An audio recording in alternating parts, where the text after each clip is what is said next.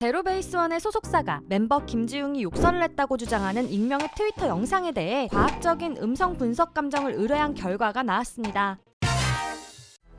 가공된 음성?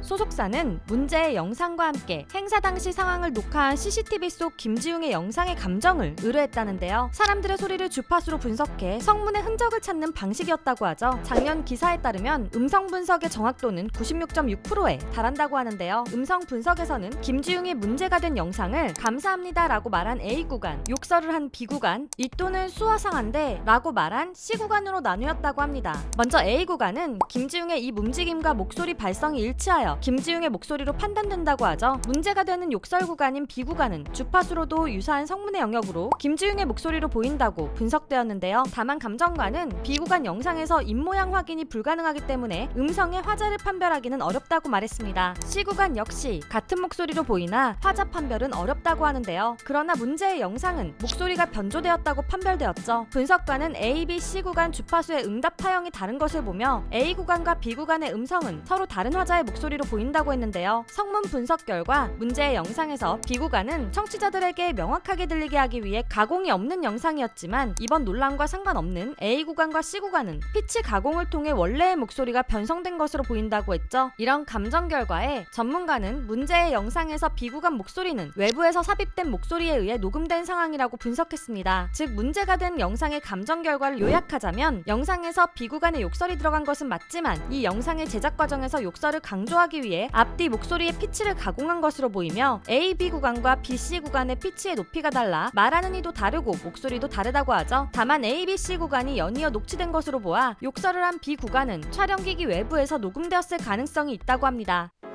CCTV의 상황. 문제 영상의 상황이 담긴 CCTV에서 김지웅은 제로베이스원 9명의 멤버들 중 우측에서 4번째에 앉아있었다는데요. 당시 김지웅을 담당했던 스태프는 김지웅의 바로 앞에 있었으며 만약의 상황을 대비해 통화 내용을 함께 듣고 있었다고 하죠. 해당 스태프는 통화 내용은 정확하게 기억이 안 나지만 김지웅이 욕을 하지 않았다는 건 확실히 말할 수 있다고 주장했는데요. 단체 영상통화 팬사인회였기에 1번 멤버가 통화를 끝내면 2번 멤버에게 휴대폰을 넘기는 식이어서 스태프는 김지웅이 통화를 끝냈더라도 옆 멤버는 통화를 계속 진행하고 있는 상황이라 욕설을 할 수 없는 상황이었으며 들은 것도 없다고 주장했습니다. 그러나 문제의 장면은 CCTV에서 김지웅의 입모양이 옆 멤버의 머리에 가려져 판별이 어려웠다고 하는데요. 이에 음성 분석가는 CCTV 영상을 확인한 결과 김지웅의 입모양의 특이점은 보이지 않았기에 논란이 된 영상은 주변 목소리가 혼합된 상황을 배제할 수 없다고 말했죠. 즉 욕설은 영상통화 팬사인회 당시에 김지웅이 말한 것인지 특정할 수 없다는 결론이었습니다. 감정 결과에 대한 반응.